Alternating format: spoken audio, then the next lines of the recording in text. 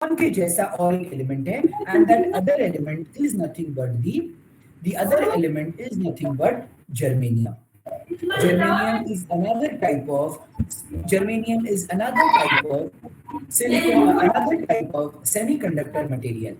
Okay, it is another type of semiconductor material with four valence electrons in it. With four valence electrons in it. In the crystalline lattice structure of silicon, you can see the structures of silicon. अब अगर आप इसको थोड़ा गौर से देखेंगे तो अभी हम यहाँ पर silicon का हमने एटॉमिक स्ट्रक्चर बनाया है। सिलिकॉन का सिंबल क्या है? Si सिलिकॉन का सिंबल है। एटॉमिक नंबर है 14। एटॉमिक नंबर है 14। What is the atomic weight of silicon? 28.086। समझ में आ रहा है? 28.086। और अब आप एटॉमिक कॉन्फ़िगरेशन आप देख रहे हैं। अब एटॉमिक कॉन्फ़िगरेशन है, यानी ध्यान दीजिए, सबसे पहले सिलिकॉन को हम उसका एटॉमिक स्ट्रक्चर अभी ड्रॉ करने की कोशिश करेंगे। यहाँ ये वाले फिगर के ऊपर ध्यान दीजिए। आपको ये ध्यान में आएगा ये वाली फिगर को देख के कि total atomic number of silicon is 14। तो फर्स्ट इलेक्ट्रॉनिक शेल में टू इलेक्ट्रॉन्स रहेंगे। सेकंड शेल में कितने इलेक्ट्रॉन्स रहेंगे? सेकंड शेल में कितने इलेक्ट्रॉन्स रहेंगे? 8 इलेक्ट्रॉन्स रहेंगे। और सबसे आउटर ऑर्बिट में कितने इलेक्ट्रॉन्स रहेंगे? तो 4 इलेक्ट्रॉन्स रहेंगे। This is nothing but the atomic configuration silicon. कोणाचं तरी माईक सुरू आहे, तुम्ही कृपया माईक बंद करून द्या, अदरवाइज तुम्हाला ऐकू येणार नाही। ठीक है? हाँ। तो अभी क्या कर रहे हैं हम लोग कि हम ये देख रहे हैं कि we are drawing the atomic configuration of silicon, जिसका एटॉमिक नंबर है 14। There is someone whose mic is on. Please switch off your mic. Silicon is a material which is having the atomic number 14. उसके सबसे पहले orbit में रहेगा 2 electrons. उसके बाहर के outer second orbit में रहेंगे मेंटेन अ कनेक्शन विद neighbouring silicon atom. It can make connection विद नेबरिंग सिलिकॉन एटम। अब नेबरिंग सिलिकॉन एटम के साथ में जब वो कनेक्शन तैयार करेगा तो वो एक बॉन्ड के थ्रू कनेक्ट होगा, end that bond is nothing but what? That bond is called as covalent bond. Valence electron of every silicon atoms are locked up in covalent bond with valence electrons of 4 neighboring silicon atom. यानी अब हर silicon के एक atom में 4 valence electrons उसके outermost orbit में रहेंगे। तो वो क्या करेगा? उसके बाजू में रहने वाला जो नेक्स्ट सिलिकॉन एटम है उसके साथ जाके वो कनेक्ट हो जाएगा। आप ये अगर थर्ड डायग्राम देखेंगे, एटॉमिक कॉन्फ़िगरेशन के बाजू के अगर आप डायग्राम देखेंगे तो उसने क्या किया है, आप सब डायग्राम्स में देखिए, आपको ये समझ में आएगा कि चारों भी सिलिकॉन एटम्स जो सबसे आउटर मोस्ट ऑर्बिट में है वो जाके क्या कर रहे हैं? दूसरे सिलिकॉन एटम के साथ में जाके कंबाइन हो जा रहे हैं using the covalent bond. Using the covalent bond जाके वो उसको कनेक्ट हो जा रहे हैं। बराबर है? And therefore it acts as an insulator. A pure silicon wafer acts as an insulator, but when it is combined, यानी अगर आपको उसको अगर सेमीकंडक्टर मटेरियल बनाना है तो आप उसको किसके साथ में ऐड करेंगे? आप उसको ऐड कर सकते हैं फास्फोरस या फिर बोरॉन के साथ में। अगर आप फास्फोरस और बोरॉन के साथ अगर ये सिलिकॉन एटम को ऐड कर देते हैं तो आपको ये समझ में आएगा कि वो एक सेमीकंडक्टर मटेरियल के तौर पर काम कर सकता है। यही आपको यहाँ पे लिख के दिया है। देखिए मैं अंग्रेजी में पढ़ के बताता हूँ।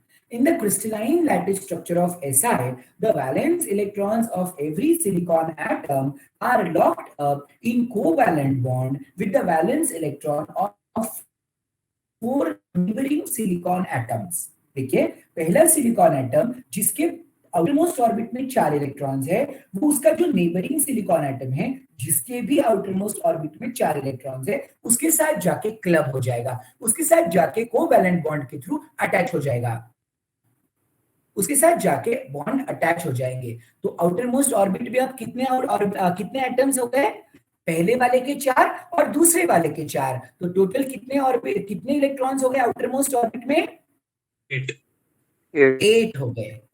तो अब आपका फिर भी आपका ये जो सिलिकॉन एटम है, सिलिकॉन जो आपका सब्सटेंस है, वो अगर आप प्योर फॉर्म में लेते हैं, if you are taking a pure silicon wafer is said to act as an insulator. और इंसुलेटर का क्या मतलब है? Which does not allow the flow of electricity through it. यानी अगर आप प्योर सिलिकॉन वेफर लेते हैं तो वो इंसुलेटर के तौर पर ही काम करेगा। इसका मतलब होता है वो खुद के अंदर से इलेक्ट्रॉन्स का फ्लो होने नहीं देगा। It will not allow the electricity to flow through it.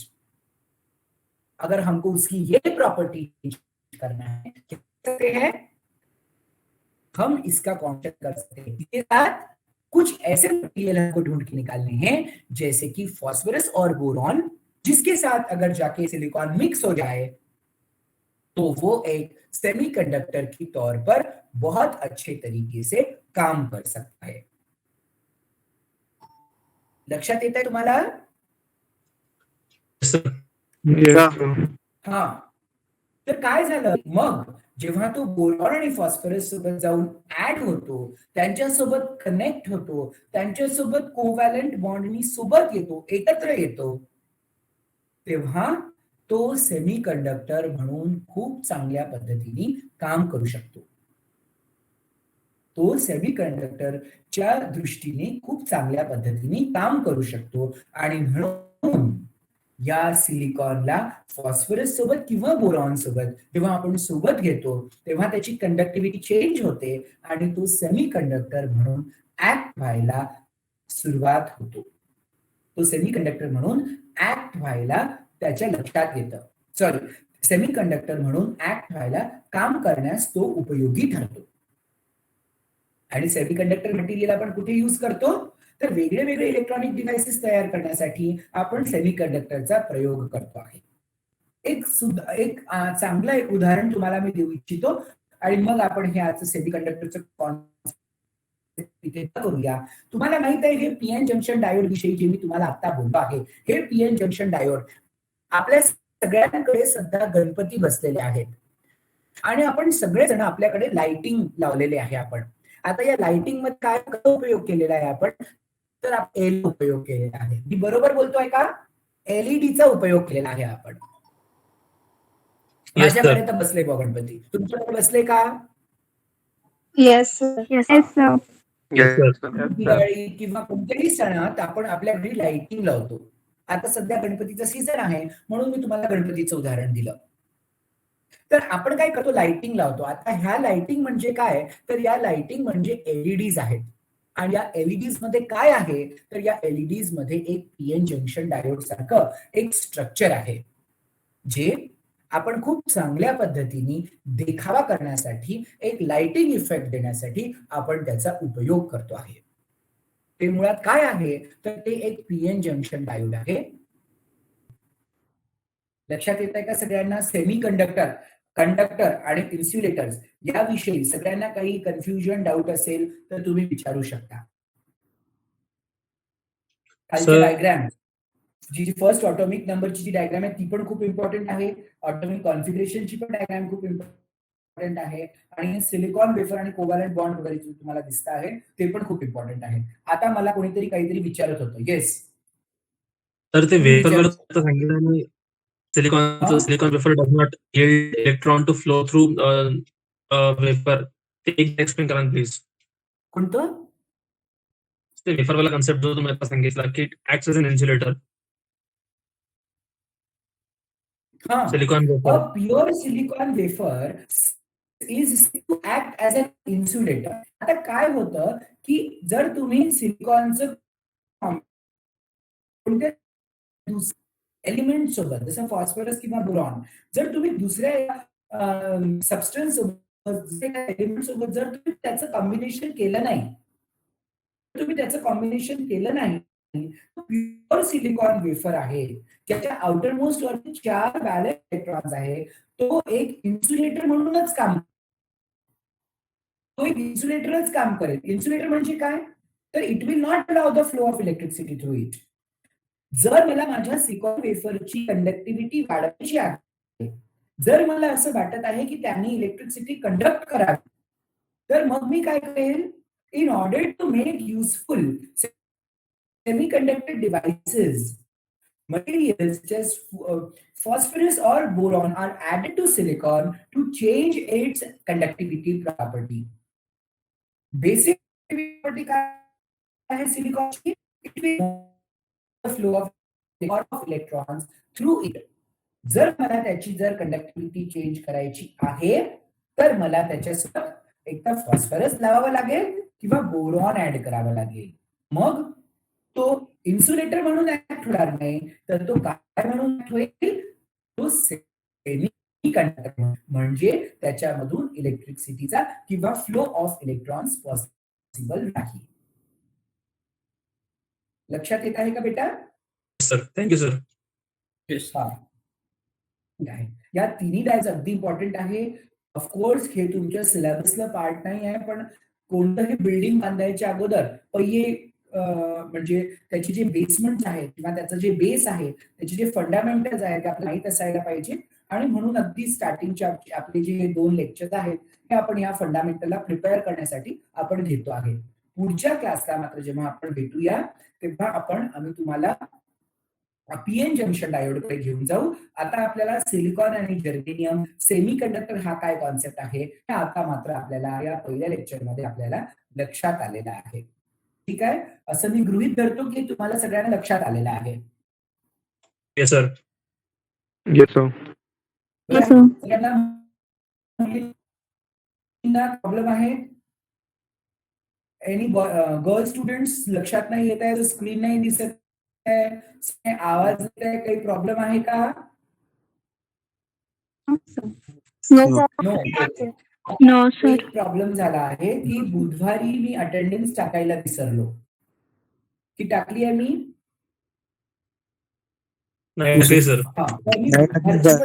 ऐका, मी बुधवारची पण अटेंडन्स आज टाकतो आहे आणि आज शुक्रवारचं पण अटेंडन्स मी टाकणार आहे. बरोबर आहे? तर तुम्हाला एक नक्की तुम्ही आवर्जून करा की अटेंडन्स मार्क करायला विसरू नका. अटेंडन्स मार्क करायला विसरू नका. सगळ्यांनी आवर्जून वेळेवर लवकरात लवकर जॉईन व्हा. ओके, वेळेवर लेक्चर्सला जॉईन होत चला, जेणेकरून तुम्हाला प्रॉब्लेम होणार नाही. उद्या आपला लेक्चर आहे का? उद्या लेक्चर आहे का आपला? No sir. आहे? No sir.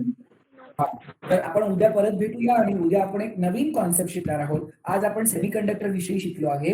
उद्या आपण एक नवीन कॉन्सेप्ट शिकणार आहोत, तो म्हणजे पीएन जंक्शन डायोड. लक्षात येत आहे का? आणि मग सोमवारपासून आपण मात्र आपला जो फर्स्ट युनिटचं आहे ते आपण सुरू करूया. लक्षात येत आहे सगळ्यांना? सर लेक्चर आहे का? बोला. सर उद्या लेक्चर म्हणजे सेक्शन बी चं. सेक्शन ए आणि सेक्शन बी चं जे टाइम टेबल आहे ना बेटा आपल्या विषयाला घेऊन ते कॉमन आहे. 1 मिनिट